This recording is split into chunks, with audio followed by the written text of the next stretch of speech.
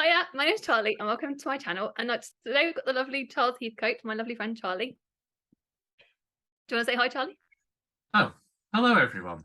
Today we have me, the lovely Charlie. And even though you guys know Charlie is a lovable YouTuber, lovable grumpy northerner, that's what he describes himself as. That's what you would describe yourself as, would you? I wouldn't say lovable actually. I know, but I'm adding that word because I'm nice. And but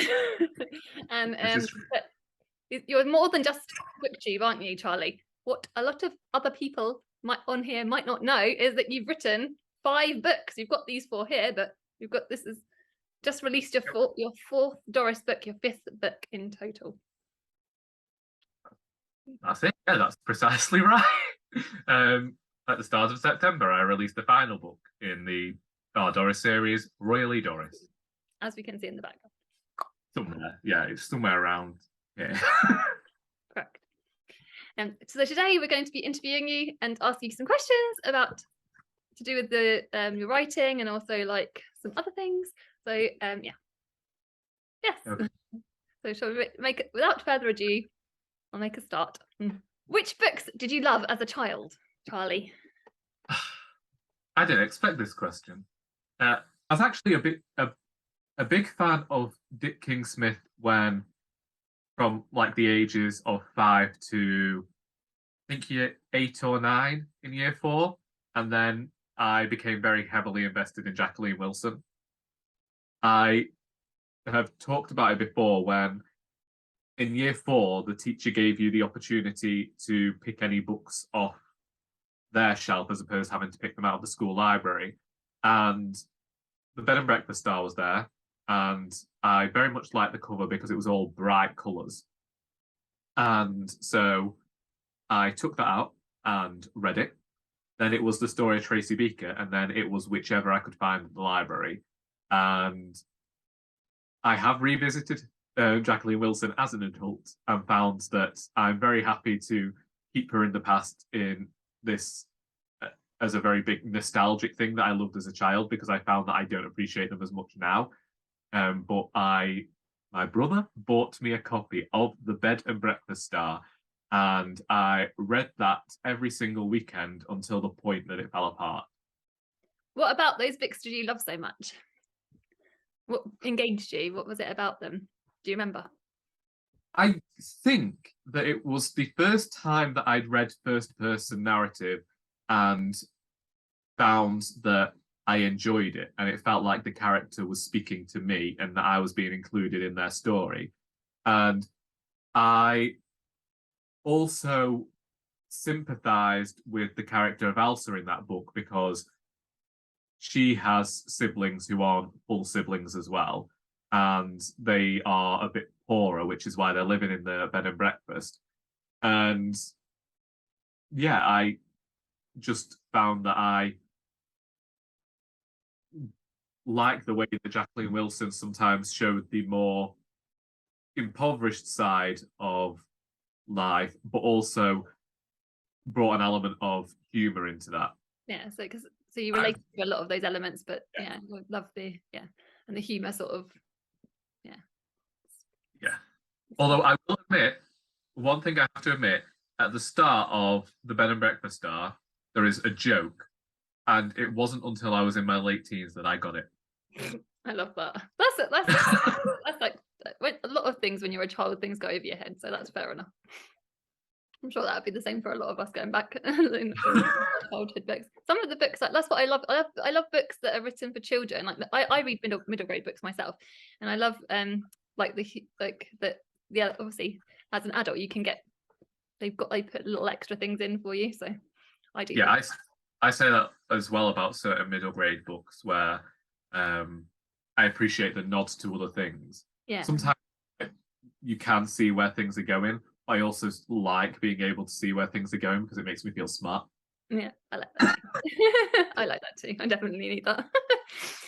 Name an underrated novel that you love.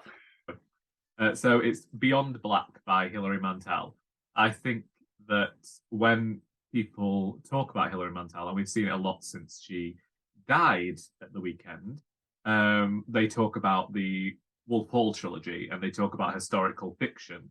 However, she also wrote a lot of what I suppose would be called contemporary fiction, in the fact that it's set in the modern day. This one here is about Alison Hart, who is a medium, and it is incredibly grotesque. You learn about the protagonist's life in this book, and as I've mentioned before on my own channel, my grandmother's family on my mum's side were spiritualists, and the way that this talked about the spiritual world and those sorts of beliefs, I quite liked. I like how dark, like say, grotesque and humorous Mantel manages to be in her prose.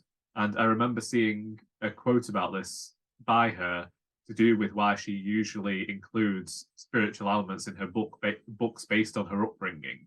And yeah, I think that this is an underrated one because it's not one that you necessarily hear about a lot, but it's also one that I highly recommend because I do like some of the more grosser aspects of fiction. Was it standalone as well? Yes, which was fantastic. Yeah.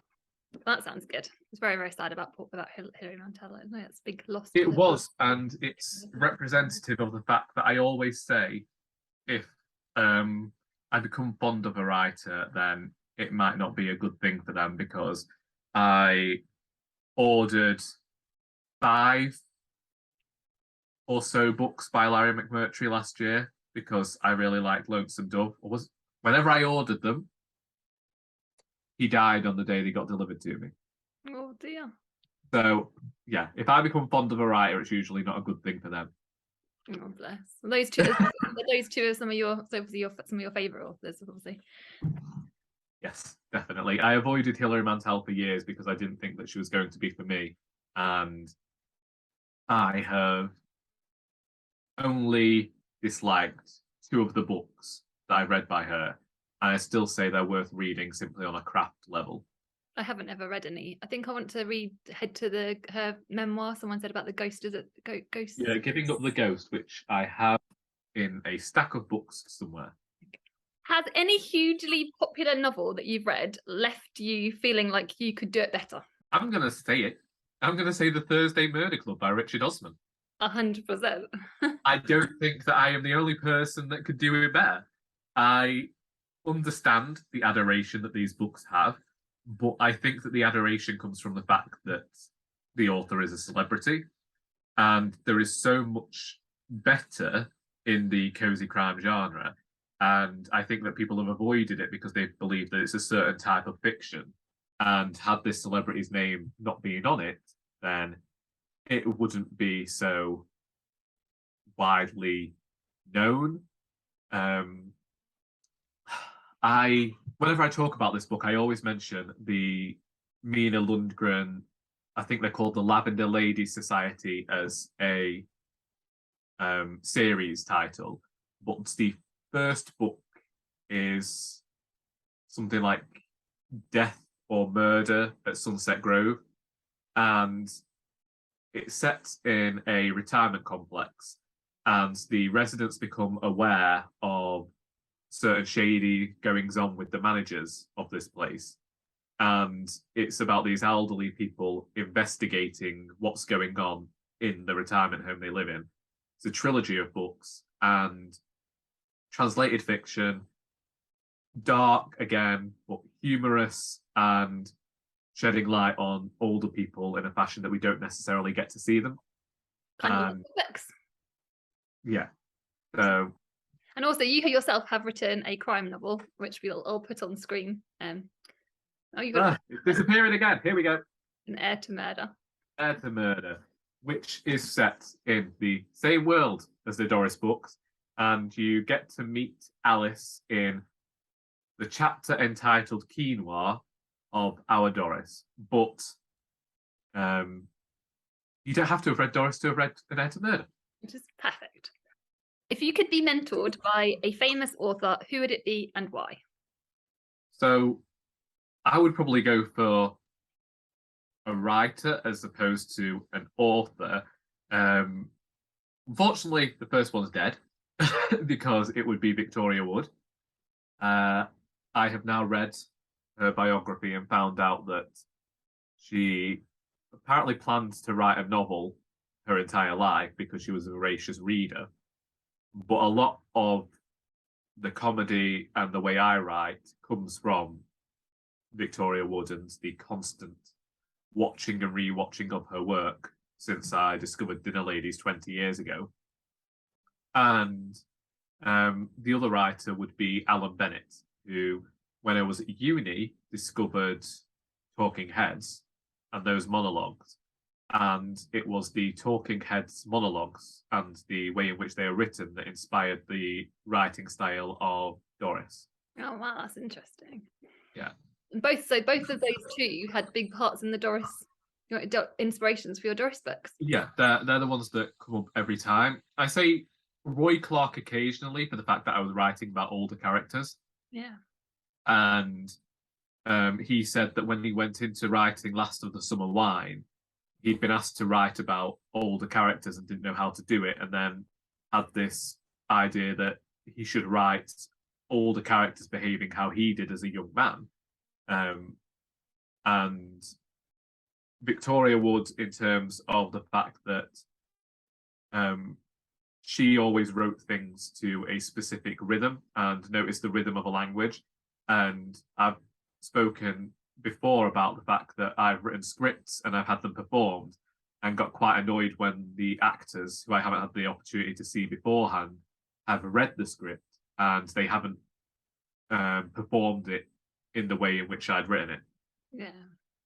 Because I use punctuation to give a rhythm to a sentence and that sort of thing.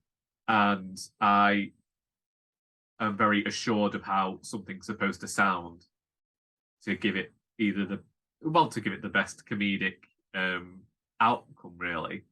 And Alan Bennett and Victoria Wood, I think, very much wrote based on the sounds of the sentence and the sounds and everything, the intricacies of language. And that's the way that I write as well. And it's all trying to make it sound how speech would sound. So if you don't currently have audiobooks for your books, but if you did make plans to do audiobooks, would you want to narrate it yourself, or would you try and source out somebody to do so the entirety of Our Doris is available to listen to on YouTube. Yes. I did that in put the links in the description. So you can listen to all of the book on there. And people have talked before about the fact that when they read my books, they can usually hear my voice narrating them, having heard me read them before. And I would like audiobooks of the books to be out there, especially since I have done readings where visually impaired people have been there and they've enjoyed what they've heard, but there wasn't the means for them to listen to it, which is one of the reasons Our Doris got recorded and shared online. Yeah. And I would like to do the same for the other books, but like you say, you need the technology for it, and just recording it on my phone wasn't good enough in terms of quality. Yeah. So if I were to find a studio, that would be one thing. Yeah. But I don't know whether I would want to be the person narrating it.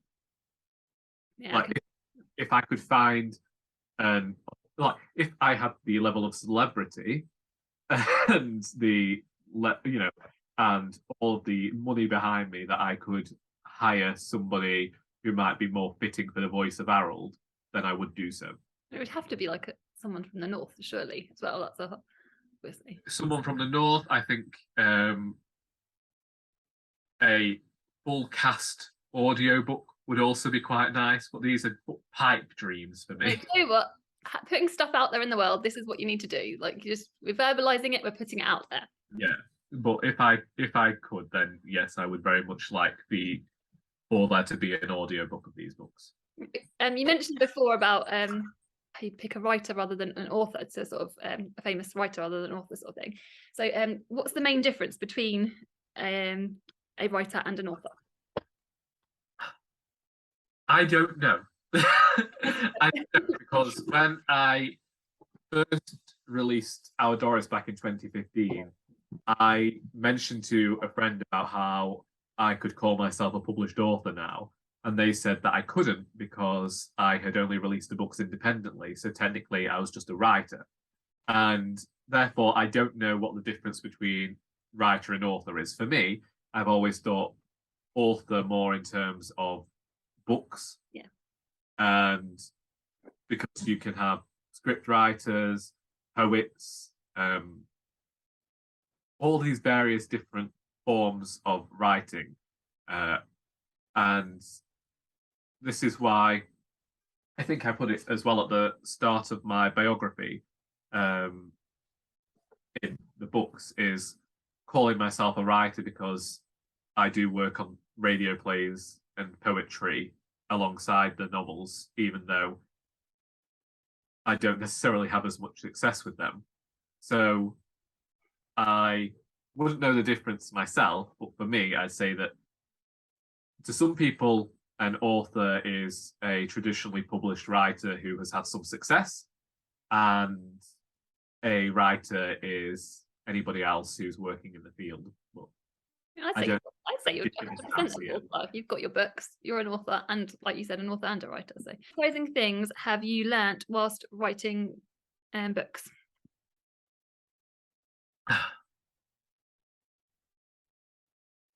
Oh, that is a question. I don't know whether I've learned anything surprising. Yeah. But it might surprise readers or viewers to know the research that I do into the books. So specifically in terms of Our Doris, I don't like researching, so I don't research before the books, and sometimes it will be nuggets of information in the books where people will say to me, how do you know about that? It's based on talking to people, and someone will mention something that was popular in the 50s or the 60s, and I'll be like, well, Doris would know about that, so that ends up in a book. But when I was editing Our Doris back in 2014 and 15, I had made a joke about Laura Ashley, and I realised that where I was setting the joke was actually in the 1960s. So I spent an entire afternoon researching Laura Ashley in the 1960s to make sure that they actually did sell towels just for one line. That's important though, because you notice those details when you're reading other people's books. I know because we talk. When you're reading other people's books, you yourself do notice the details that are out of. We're not going to mention who, but specifically there was one book last year that this year that it was this year, this year that time's gone into the well, that was one book where I noticed some, but another one was Still Life by Sarah Winman. Yeah, I think I remember you mentioning that. She had a scene where it was just a throwaway line again. Yeah. It was that I think it was 1952, and they start playing a song by a specific artist, and I was so certain that this artist wasn't around when Winman at the scene. So I did my research again and found out that whilst the song existed in the scene that she set it, the singer didn't actually record it till 1 or 2 years later.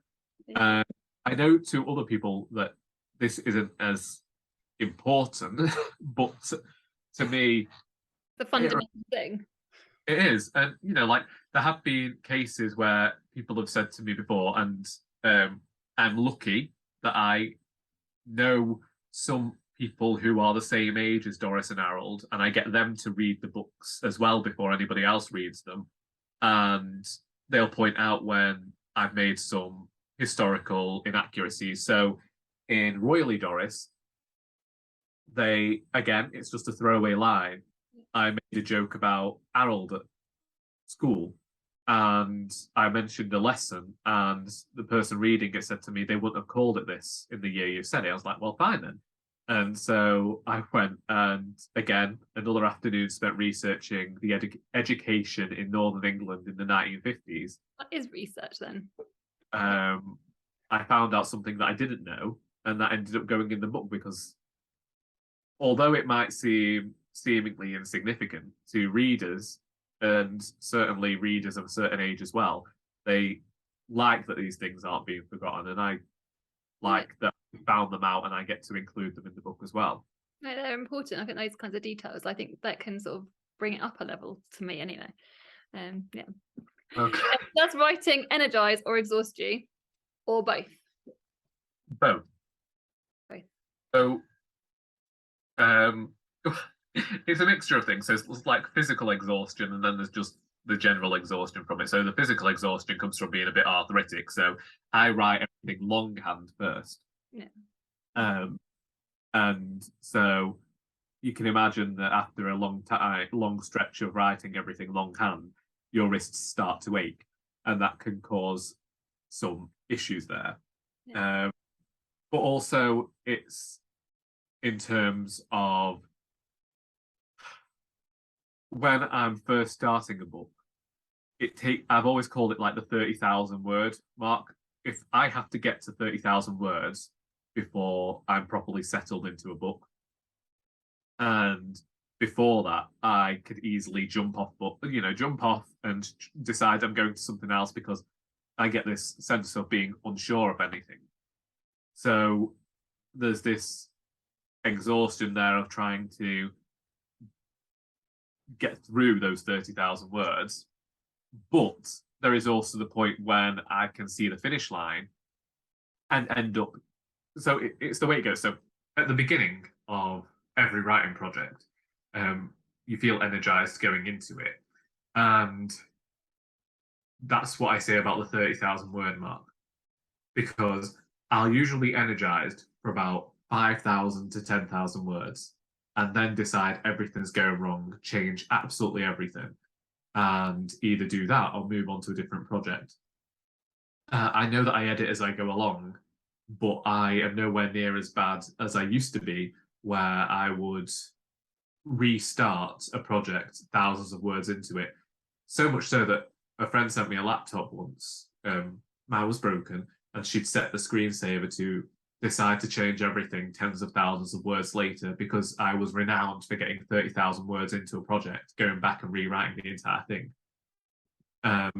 So there's definitely this feeling of being energized going into a book, and then there can be not a general weariness, but this kind of plodding along through the motions until I see the final 20 to 30,000 words, and I'm like, oh, I can do this now. And I knuckle down, and that final 20 to 30,000 words happens like that, whereas everything in the middle can happen over months. Yeah, it's like the finish. As soon as you can see the finishing line, and that's when you sort of like speed up. The only time that changed was with An Heir to Murder, in that I decided to record a writing blog one week, and I ended up writing 2,000 words a day and fell into this rhythm of writing 2,000 words a day and finished writing the book in a month.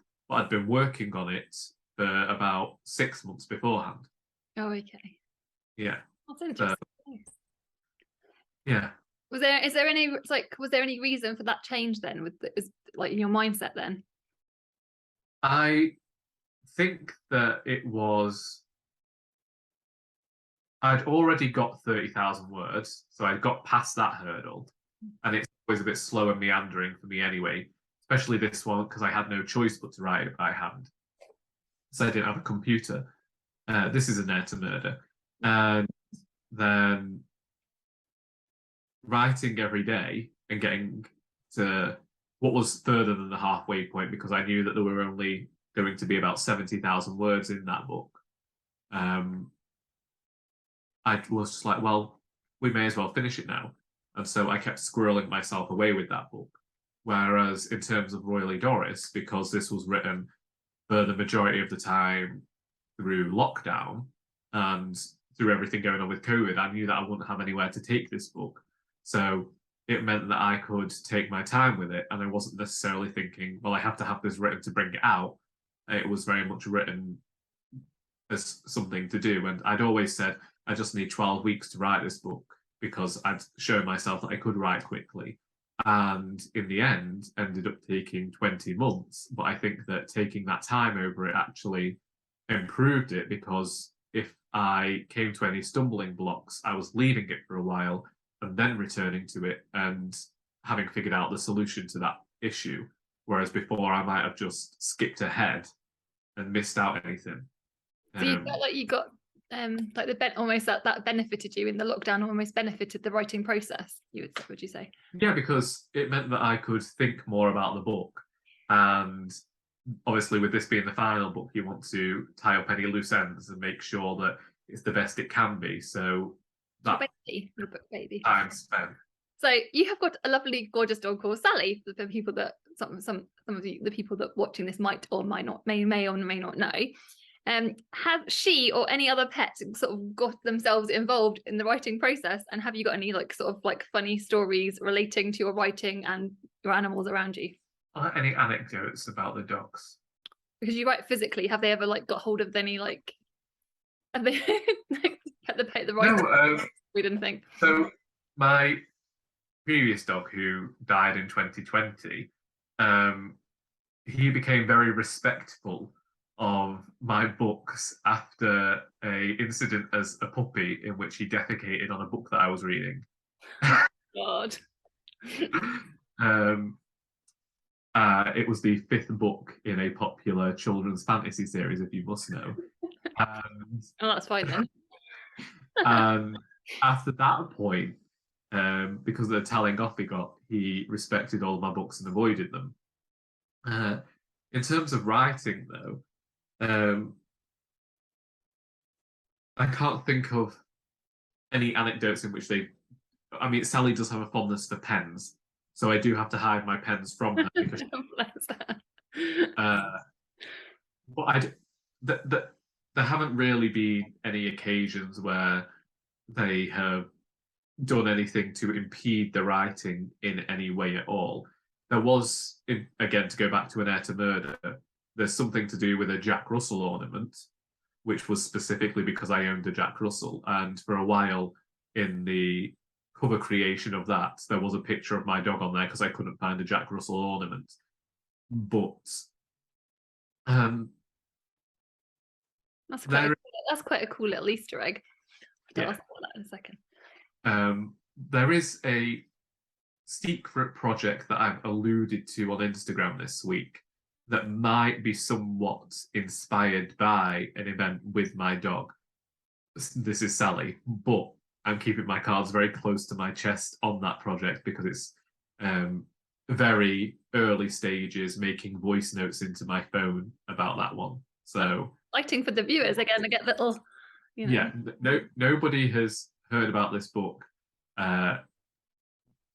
Even Charlie hasn't heard about this book.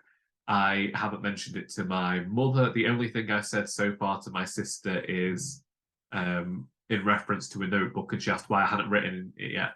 And I said that I'm planning to use it for this project. So she knows the general genre, but doesn't know anything else other than that. That's quite exciting. So you said about with obviously with the ornament and so that's almost like an Easter egg inside of An Heir to Murder. Are there any Easter eggs in Doris or any of the Doris books that for viewers to what they can look out for? Do you mean in terms of life entering into the book? I don't know anything I don't know any of it So I can't remember which book it is, but I do make reference to somebody going into a supermarket and knocking all of the rotisserie chickens into a trolley and saying that they were all for his dog. And that comes from an actual story about my brother whose dog had broken its leg.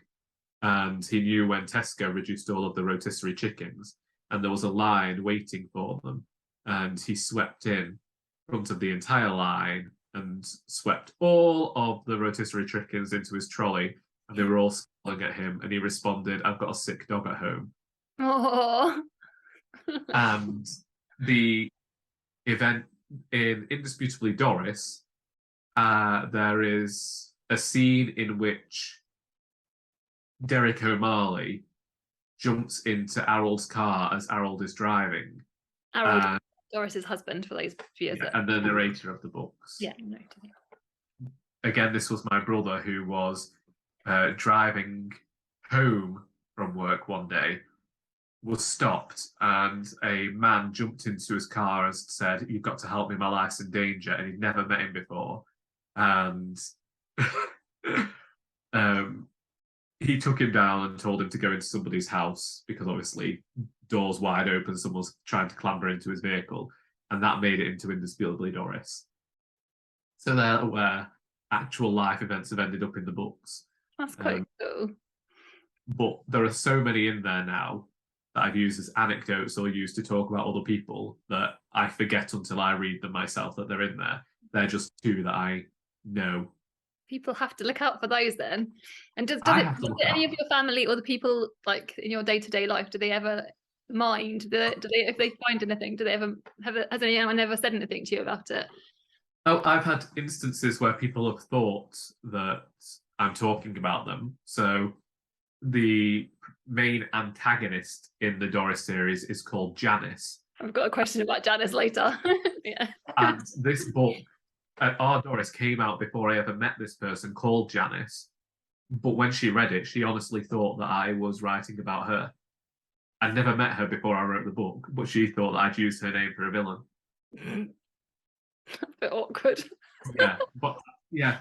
Yeah, it's not true though, obviously. So there you go. It wasn't true. I hadn't met her.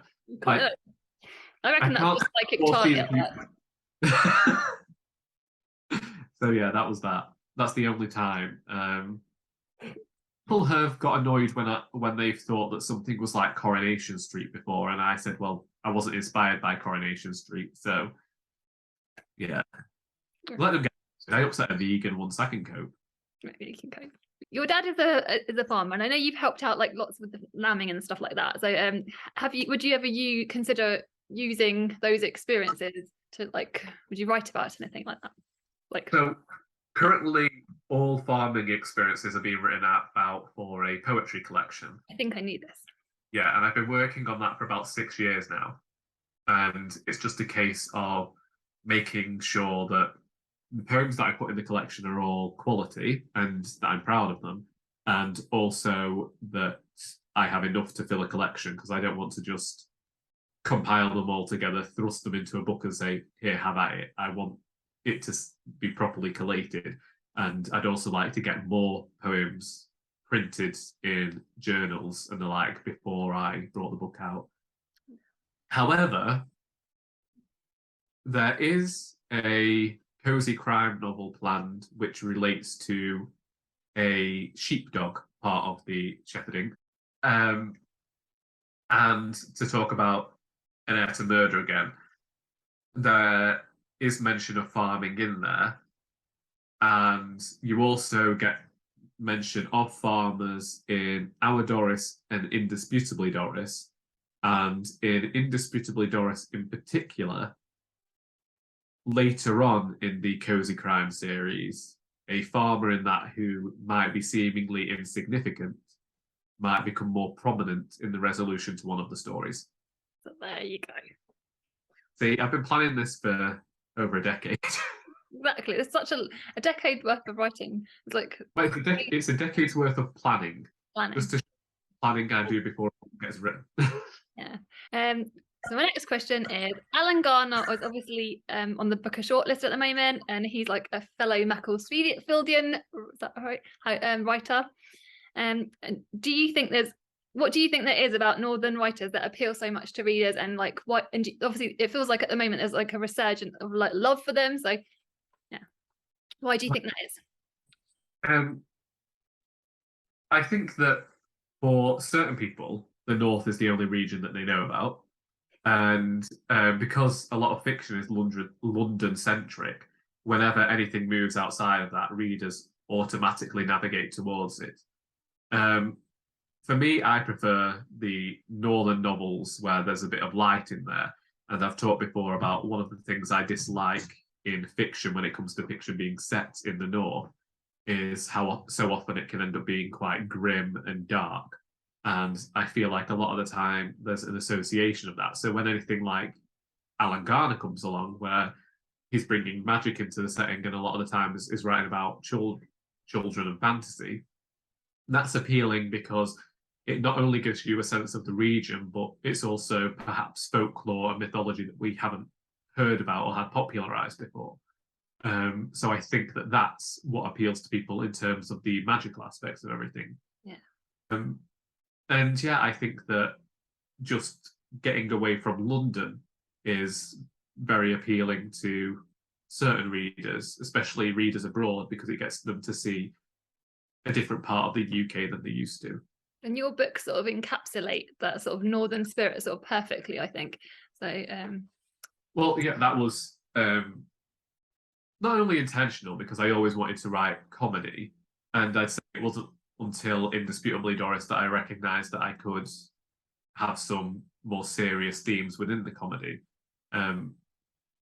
But it is definitely me trying to say that not everything is so grim when it comes to the North. Yeah, because it's... So would you say that's like a stereotype that you would actively sort of want to sort of fight against and are fighting against? It's not necessarily that there aren't harsh living conditions here.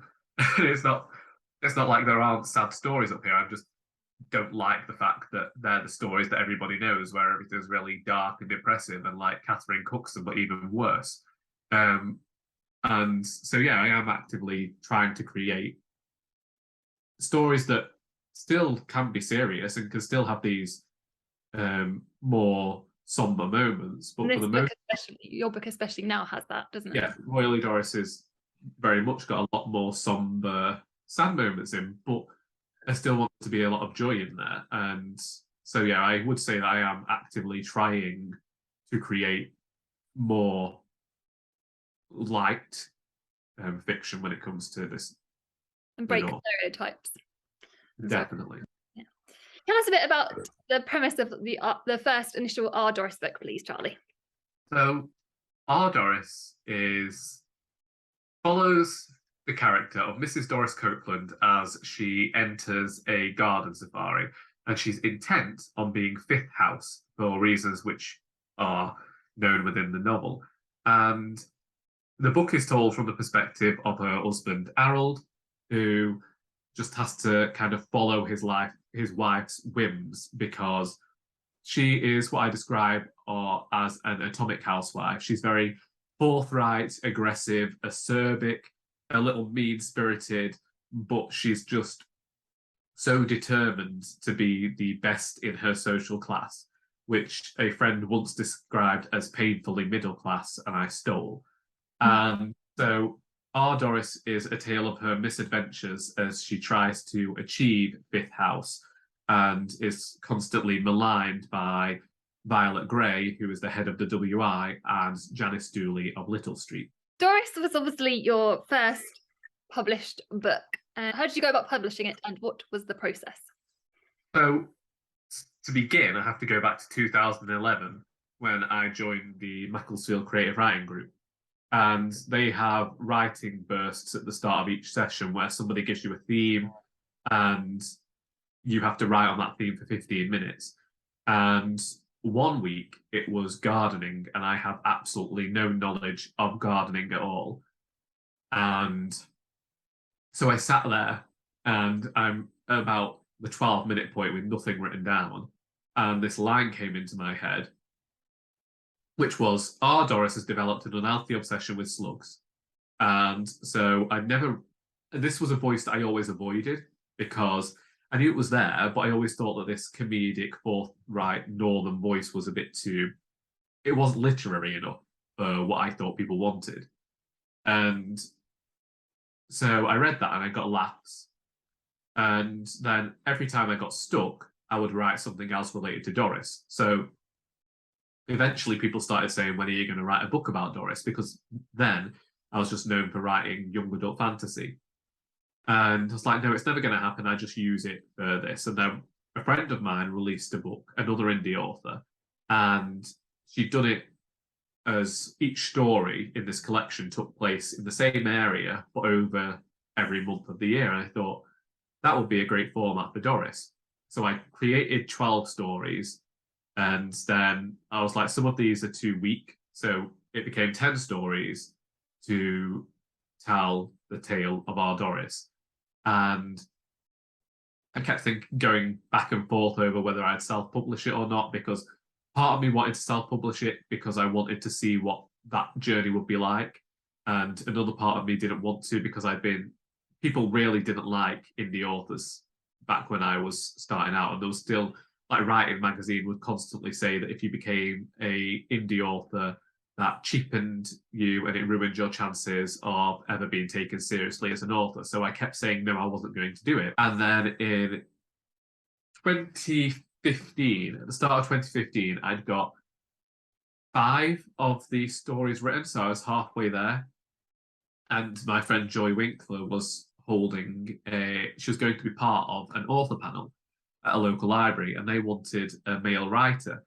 And it happens that the writer that was being suggested, she didn't want to share a stage with. And so asked whether I would go. And she told the librarians that I had a book coming out in summer. So I had to rapidly create a cover. And I'd been toying with it for months, but I hadn't actually created anything. And I created this poster very quickly. And that's what I turned up to the event with. My first story that was in Doris, everyone else was there with their novels, and I'm just there with these blank, well, not blank, I was there with my A4 pages of manuscript and flyers. Wow. And luckily, got some laughs, and people started asking me questions about it. And I started getting invites to libraries then to start performing the book. And I said it was almost like when a singer starts their career, in that they share the work and then bring the full album out. Yeah, I see. So I did that with Our Doris, but then had to not necessarily rush, but I then had to knuckle down and write the next 5 monologues extremely quickly, because I'd now said that the book was coming out in June. And I just happened to be very lucky that a friend of mine had chosen to edit it. And it's a relatively short book. And I'll get chocolate from my shelves. and this friend said that it was probably my most publishable book that I'd ever written. And I say that that's probably from the fact that I spent 3 years at uni learning all these rules, and I got completely fed up of them. So with Our Doris, I threw all of the rules that I'd learned out of the window. Yeah. And I now say that to a lot of writers, is that if you know the rules before you break them, then that's fine. But you have to learn them before you do choose to do that, which is what I did with these books. That's amazing. So that question was actually from the lovely Gem from Gem of Books. She also said had another question, which was to do with, again, what you mentioned about the cover. How did you choose the cover design? This is from this second question from the lovely Gemma. Yeah. So I looked at books that were in the same genre. And so I was looking at Dawn French with whatever her first book was called. Insert it here. Yeah, and Rachel Joyce's covers, because I felt like they were in a similar vein. Yeah. And at first, I wanted something very similar to the Rachel Joyce books, which was a hand-drawn illustration at the time, and very, not basic, but very pared back. And I tried a few covers. Somewhere it was just silhouettes of mugs and slugs and the like, because I was trying to find something that matched the tone of the book. And so in terms of Doris, it was a case of, at first I was taking photographs of tons of china that we got in the shop and not finding anything. Yeah. And then I ended up searching for royalty-free images online. Yeah. So that's where Our Doris's cover came from. And I thought the floral and the teacup, there's a lot of tea consumed in these books. Yeah. And Our Doris is the only one with an image on the back as well, which is of a silhouette with a woman reading a recipe book and got a slug on a fork. And that was made up of a few royalty-free images, and I couldn't really find anything similar for Indisputably Doris. Which again, this one had a lot of different subpar covers, and even coming to the title, it was a difficult one with that book. Doris Ahoy. Every single picture on that cover was taken by me. We had a collection of shells donated to the charity shop, and so I just put them into different positions, took all these different photographs because that's set at sea, so it seemed fitting. And Royally Doris, again, we went back to the royalty-free images and created it. And when it comes to the books, it is very much about keeping it as cheap as possible, but still making them look nice. And that's why it's why I also tend to keep them a bit more basic than perhaps other books are, because I don't think they're basic. I feel that undersells it. I feel like that undersells it. I don't think they're basic. I think they're really gorgeous. I just mean, sorry, I shouldn't say basic. I just mean in terms of the work. Yeah. It doesn't take tons of work to create the covers. But, well, I say that, it takes a day's work usually. We're usually out for about 8 hours, but you've got once you've got the set theme, I think is that where it's sort of like you just work making everyone really. Well, that's the thing as well. That's one of the benefits of bringing out your own books. There's never going to be a cover design change midway through the series.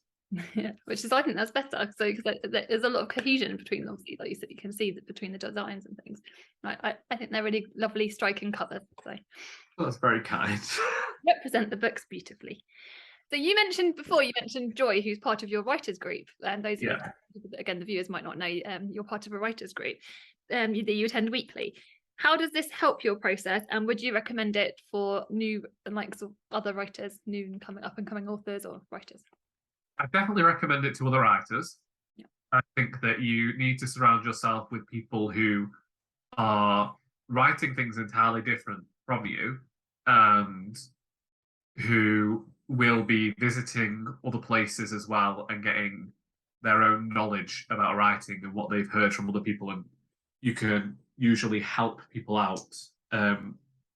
However, now that everything I write, so when I first started, they were incredibly helpful with Our Doris, and Our Doris had more beta readers than any other book because I sent most every chapter to people within the writers group. Whereas I think that now that I know that I'm usually writing stuff for publication, I don't tend to want people to see the early drafts.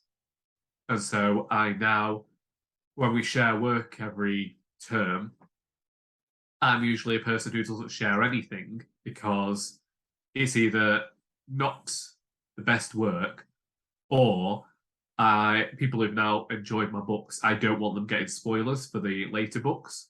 That makes sense. So I definitely think that they're a great place to be, and as a writer you need this community of other writers, because it's especially helpful in terms of my writing, because I find that the more I talk about what I want to do, or certain writing activities can kind of inspire you to go away and work more.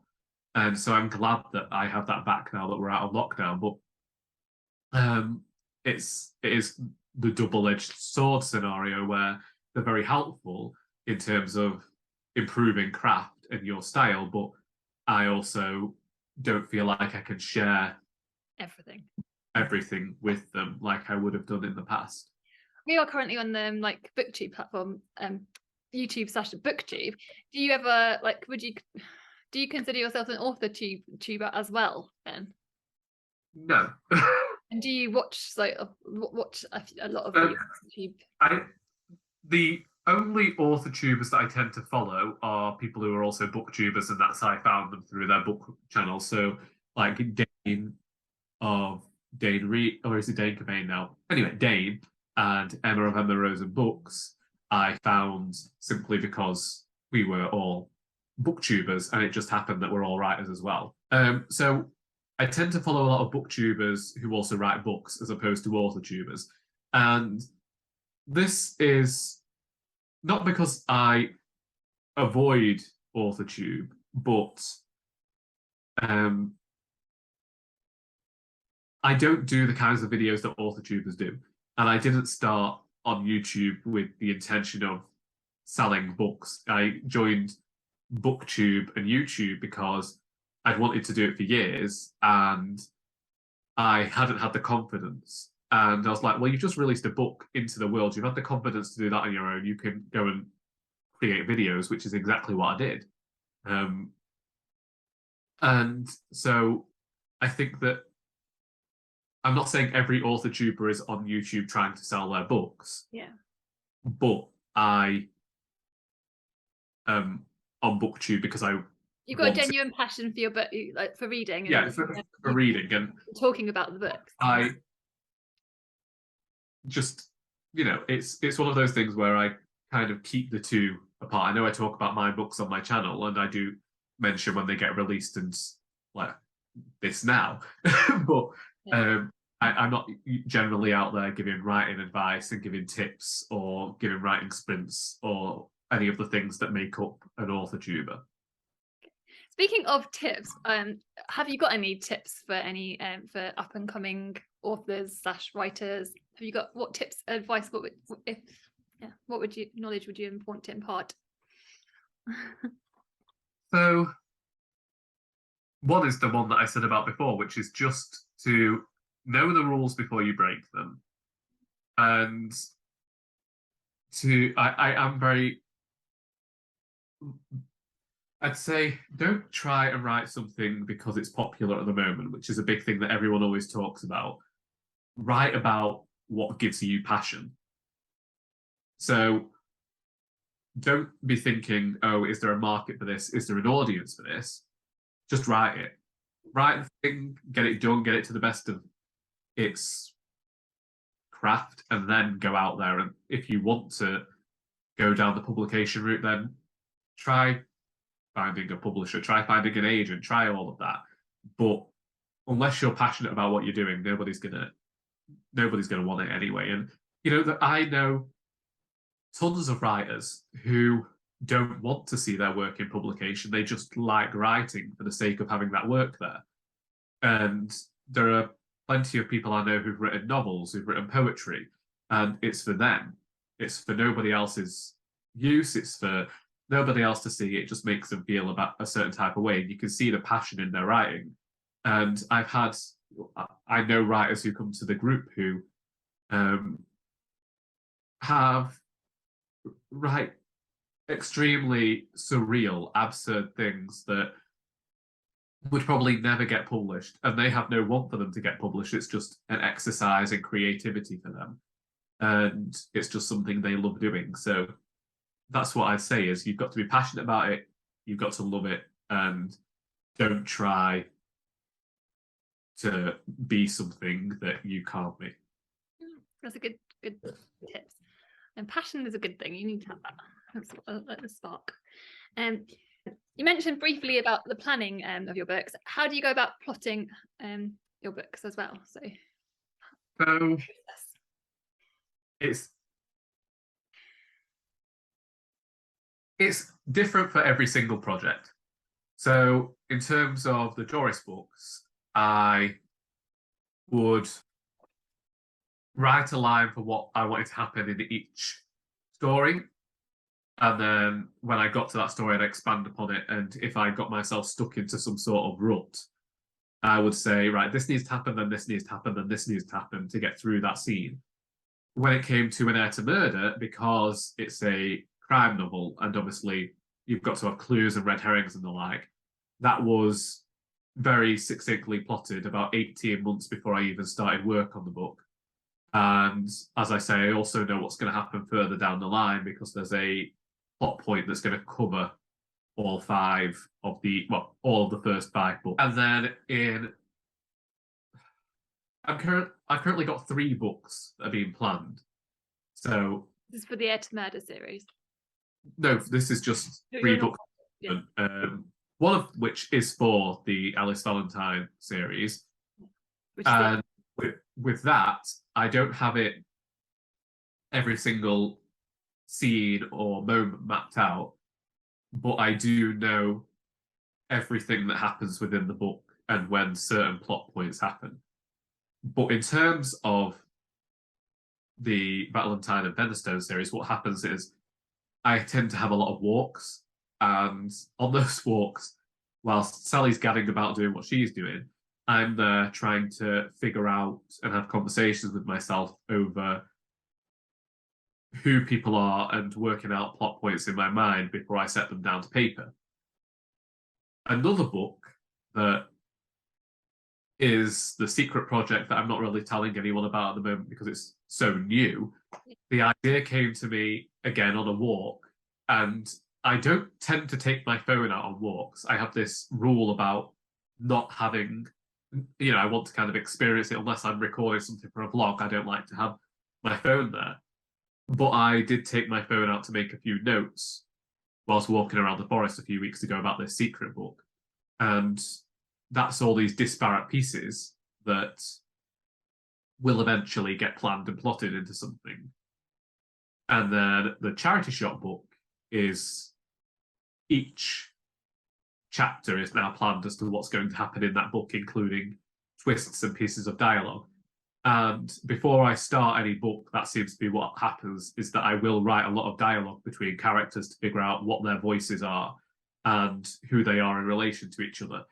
And if I like the way certain characters interact, as opposed to how other characters interact, certain characters might get cut or moved to another novel because I realise they're not working here. I don't have the space to bring them to life in a book. So I cut 3 characters from An Air to Murder who I thought would be vital to the plot simply because I realised that they didn't work in the setting they were in and to streamline the narrative. So even once I planned and plotted, I can still end up making changes when I recognise that the characters aren't working for the scenes I wanted them for.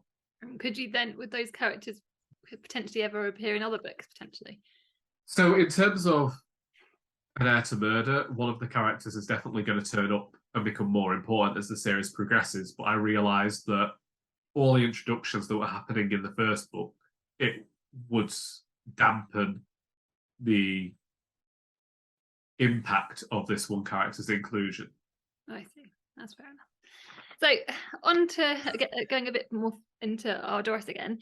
So what were your inspirations behind Our Doris? I know you mentioned obviously like Victoria Wood and Alan Bennett, yeah. Again, it was just so the character appeared out of nowhere originally, but in terms of the novel, it was this want to show older characters, and not older characters as we're used to seeing them in film or in fiction, which is in fiction or in film. Sometimes they're used as like the emotional ploy, where they're going to be the connection to the main character, and then they ultimately get killed off having imparted some sort of information, or where they're just used as comedic relief. I wanted to show that older people still have lives because I was seeing it talked about a lot. Everyone was acting like 70 was the cut-off point to have a life, and then everything that happened after that was just infirmity, illness, and eventually death. Just sat at home doing nothing but watching ITV3 and hoping for the grim hand to find you. Whereas most of the people that I am working with, my volunteers, are over the age of 70. Most of the people I've known through the work that I've done are all having such full lives that they no longer have the time that they thought they'd have in retirement. And I just wanted to emphasize that life doesn't end just because you're no longer worth something to society. And these characters are just they're like very funny, they're humorous, they're doing all the things that, like you said, regular, like any other sort of character like could do. I just feel like you've represented it very, very well. Like Alan Garner, like you said, is an 88-year-old man, so there's no reason for people to write off older people. So exactly. And yeah, I say that I'm glad that you say that they seem quite realistic and what have you, simply because um, I did I didn't necessarily base them on specific characters, but sometimes it was due to the fact that I was brought up around a lot of people who were over a certain age. Because when I was born, my nan's parents and her aunties and uncles were still alive, so I grew up around a extended family of a lot of elderly people, and I knew, they were still gadding about doing things. So I think they inspired things a lot as well. Yeah. You've got quite a lot of heart in these books, which I'll again talk about it a little bit further. But yeah, your heart is that I feel like they're perfectly balanced with your heart and your humor, and I just think yeah, people that know you up from your channel 100% everyone needs to just be buying the books, because I just think they're wonderful stories. They're very cozy. They're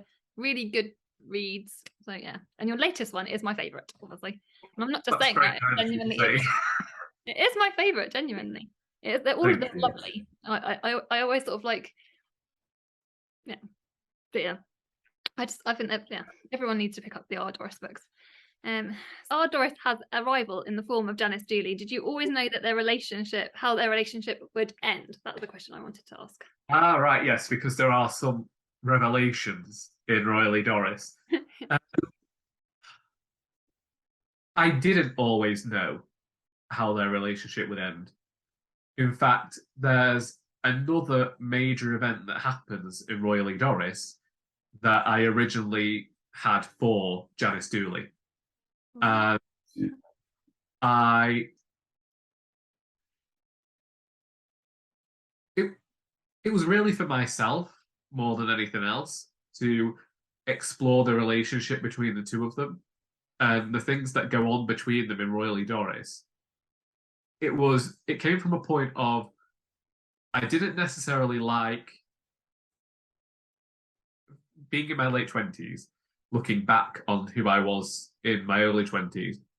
One of the things that I was trying with these books, I didn't want them to fall into any sort of tropes. And I began to dislike how I'd villainized Janice in the first couple of books, because it seemed like the only criticism people had was the fact that she slept around. And so I wanted to examine where this came from, whether it was actually the truth or whether it was all rumors that were being perpetuated by people about her. And it was a case of also bringing some more humanity to Janice and getting to see things from a different perspective, because throughout the books we only ever get to see what Arold thinks, and I wanted there to perhaps be something deeper there. And he's hearing things from Doris as well. So again, it's that narrator a bit, yeah. And also, with it being the final book, I wanted to bring things a bit full circle. And so I very much liked, I mean, I'm saying this, I wrote it myself, but I liked that I was bringing things almost full circle. And so the first time we meet Doris and we hear about Janice Dooley on page 3 of Our Doris, you get to hear something seemingly innocuous and just throwaway, and it actually comes to mean something really huge in Royally Doris. I just think I love their relationship. It's kind of like, it felt iconic to me, because it's like they kind of play so well off each other, obviously. And then like you said, by the end, this, like I said, with this book, the fourth book, everybody, it's just honestly, it's such a good book, because you just get so many levels inside of it, in terms of like their relationships and finding out a bit, like you said, a bit more about Janice. And yeah, it's just amazing, so brilliant. Yeah, I think you did a stellar job of it. Sure. Right, so again, we're going to go back to Arold. So because obviously, even though the books are called Our Doris, Arold is like Arold narrates Arold, who is Doris's husband, narrates the stories, and I feel like he sort of lies at the heart of the whole book, obviously. What made you choose Arold as a narrator? This is the one where I actually have absolutely no idea. It is honestly, because it was Arold's voice that just appeared that day, when I started with that writing burst about gardening, and it was Arold who continued to narrate the books, and it's it's always a strange one for me because for years I didn't like the first person narrative, and when it came to Our Doris, I didn't even notice that I was writing the first person narrative because obviously I writing about what Arold is seeing. So it felt like he was saying everything like Doris was doing. And sometimes he wouldn't even feature in the narrative. Like I'd forget to say for Arold to move along with Doris. He'd be like, Doris went this way. It's like, yeah, but you're with her. That's kind of what happens anyway with older couples. Yeah. Even with couples, like I feel like it does just happen.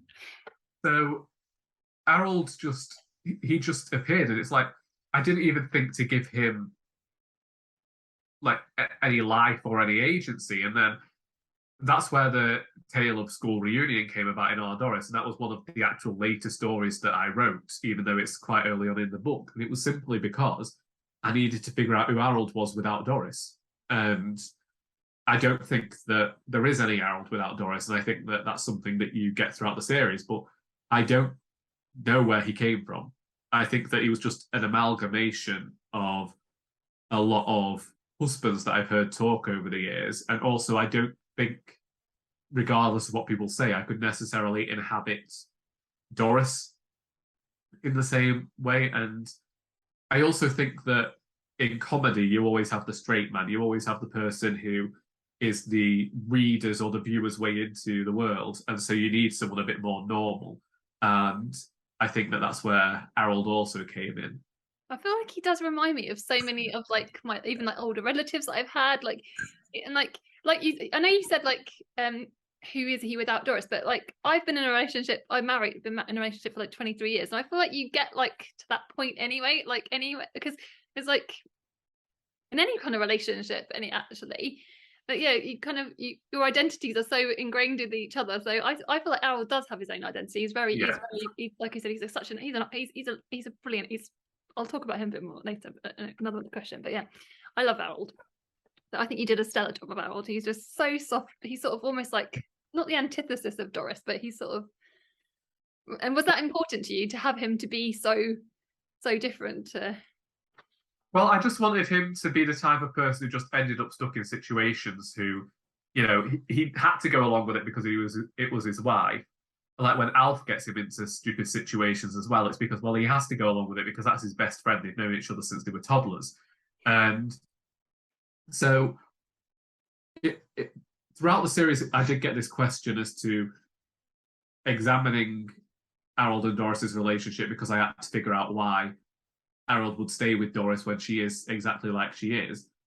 And at the start of, well, there's a scene in Indisputably Doris when something happens, and Harold stands up for Doris.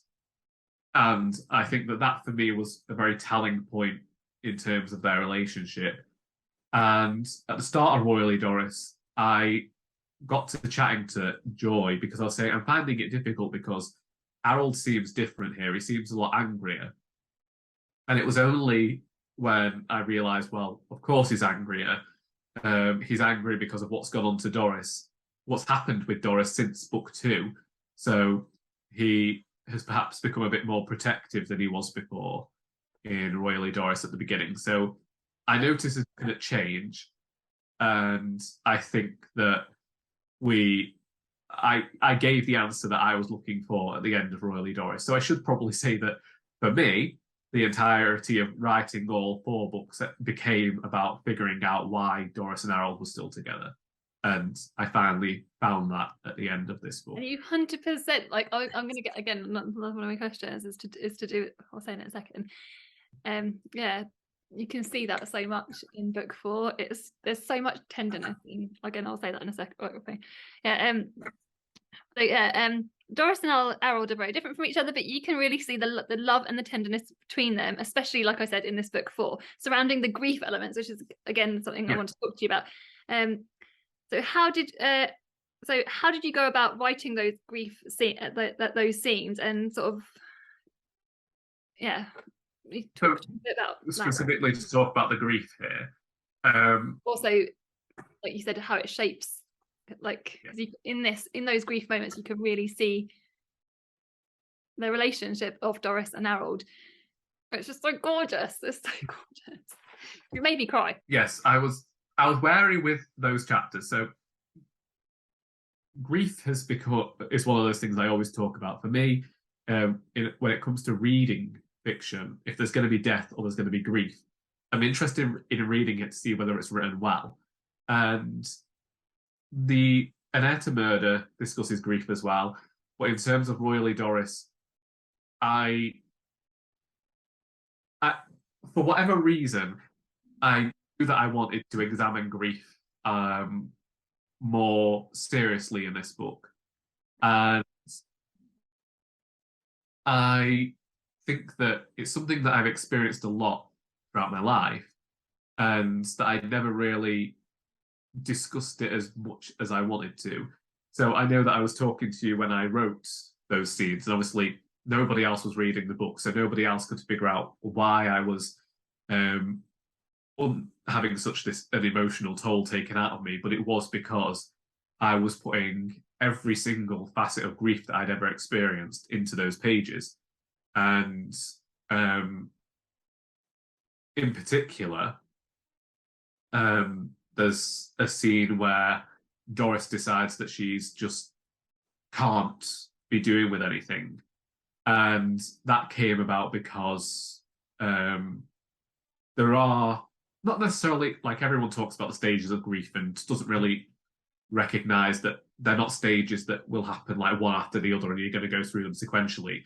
They all come at different points. 100%. And at this moment, it's a moment of anger and denial and no idea how to control anything anymore. And as we know throughout the Doris book, she's very much about keeping everything controlled and knowing what she's going to do. And she recognizes that she's faced with a lack of control and there's nothing that can be done. And yeah, so it was something that I knew was going to happen, but it also had to happen suddenly. I couldn't build up to this scene that was going to happen because I don't think regardless as to whatever you know about a person or how long they're going to be on this planet or not, it's always going to be a shock. So yeah, so the grief was very much inspired by my own experiences, and it was also inspired by I talked about it with another book or another time when my grandmother died and I never thought that we were close to each other. And then I found that she'd kept a Christmas card that I'd written, that I'd made as a 4-year-old, which was only a piece of A4 paper folded and with my scrawl on it and a drawing. And it was in pristine condition, and she'd kept it for 22 years. And so I had to include a moment like that because it really changed the way that I thought about grief and recognized the loads of different forms of it. And I think that the tenderness comes from just these people have been together for years. It translated so well. And I just, as well, I think that people think that when you're a certain age, suddenly you can cope with death just because you're surrounded by it. So I think that people expect their elderly relatives or people they know who are older to just be able to get over it quickly and not have any reaction because they expect these things. And I say no, it's all for some people, they're going to feel something. And I felt mean that I did that to Doris and Arold, but at the same time, I felt like it was something that happens when you're older. I just think it showed so much. It really showed the beauty of their relationship, and like you said, how strong it is. And it was like one of my those scenes were some of my favorite scenes across. I mean, I love your books so much anyway. Like your books are like a hug and a hug. I do think your books are like that. I think anyone that wants to read them, that's how I would describe them. But this book, like you said, it's the accumulation of everything, and to have those like really amazing moments. Honestly, it was just it was so moving. I just think you did honestly, it was just an amazing job of it, and it made me cry. It was beautiful. It was gorgeous. This is a naughty question, and you don't have to answer if you don't want to. Which is your favourite of the Doris books? No, I can answer it. It is this one. I don't know whether it's because it's the most recent one I've written, or whether it's because it's where I felt my most accomplished as a writer. And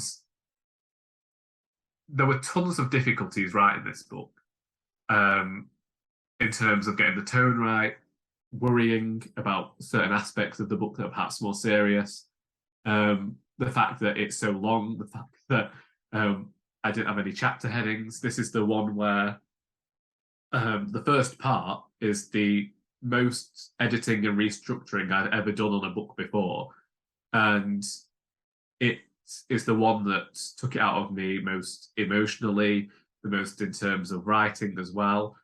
It's the one that gave me the most worries because it doesn't have those punchlines every line like Doris did.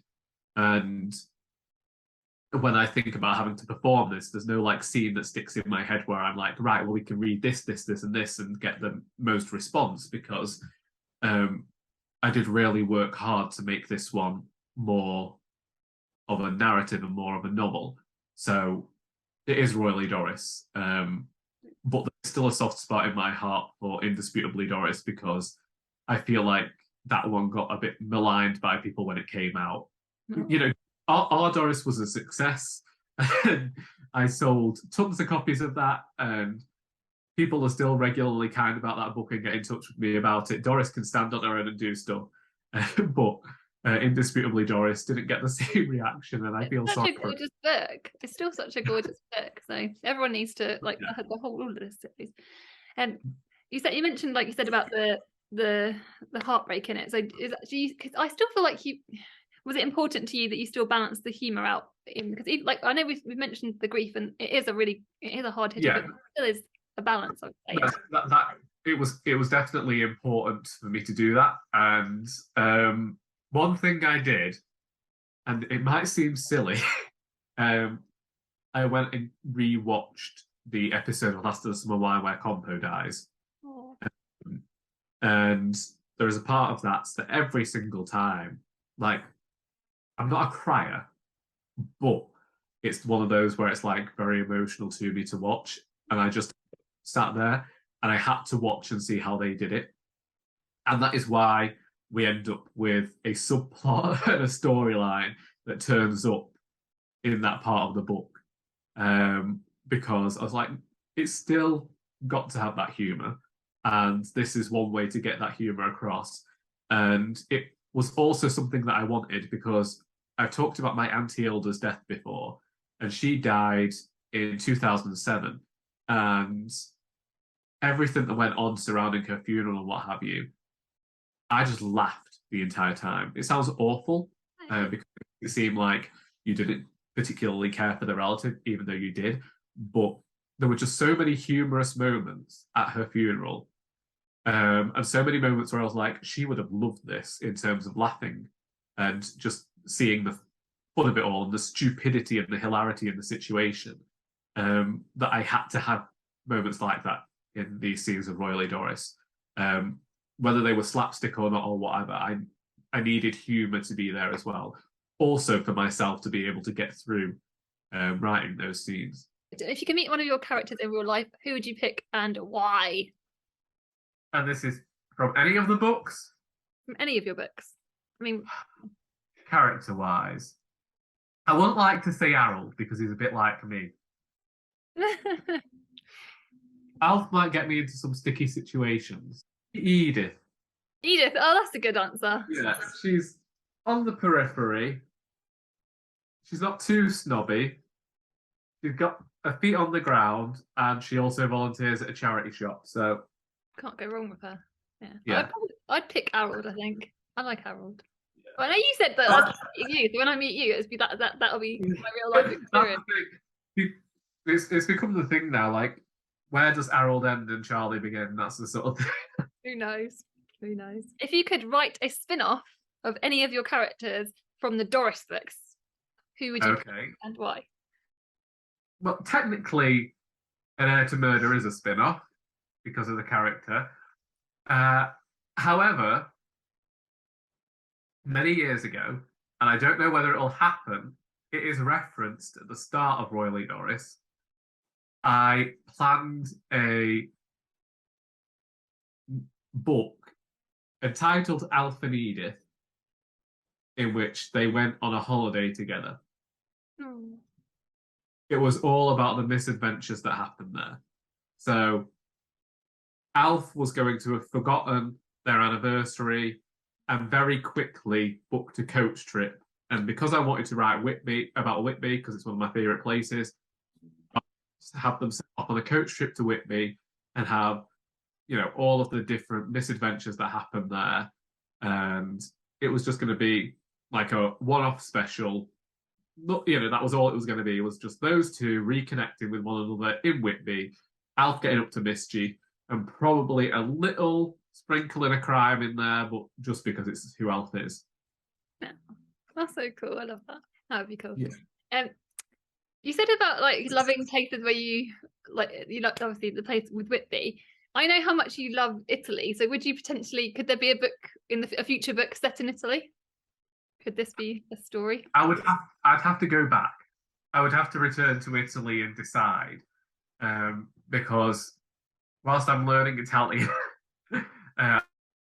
I've only been to Italy once. So I need to visit again, and I would need to figure out what book would be set there. But it would be very easy to send Alice there at some point for a cozy crime novel. But I could send any, It's not a no, it's a maybe. I haven't got any plans at the moment, but in future maybe. You've heard it here first, people. Totally exclusive. Exactly. And speaking of exclusives, can you to wrap this up, the final question, can you give us any clues about or such hints about future projects? I know you kind of mentioned some already. The current book that I'm working on is the charity shop novel that I have been planning for years, which is not an adaptation of my radio play, but a sequel to the radio play. And it does have a connection to Doris in that it is about Alf and Edith's grandson, but it is a standalone. And if you read it, there are chances that there are going to be Easter eggs for other books in it, but it is a standalone. And I say this because it sounds convoluted, I think, to have all of these books that are interconnected. But it has been something that I've liked doing, and I've liked coming up with all these ways that the books are going to connect to each other, but you don't have to have read them. And kind of like Stephen King does. Apparently so. I've not read all of his, but I've heard that. And then we have the second book in the Cozy Crime series. Part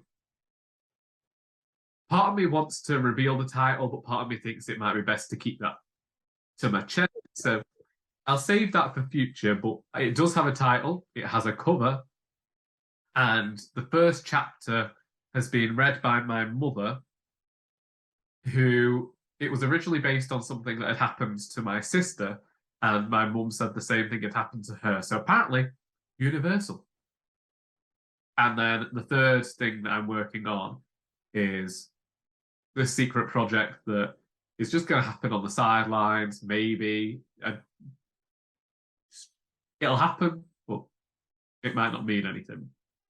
And then obviously just a continuation of the Cozy Crime novels. I have plans for wrapping up one storyline in 5 books. Originally it was 10, but I think that finish the one arc in 5 and then maybe move on to another arc in a second 5 of books. And the poetry collection, and I have other books planned as well.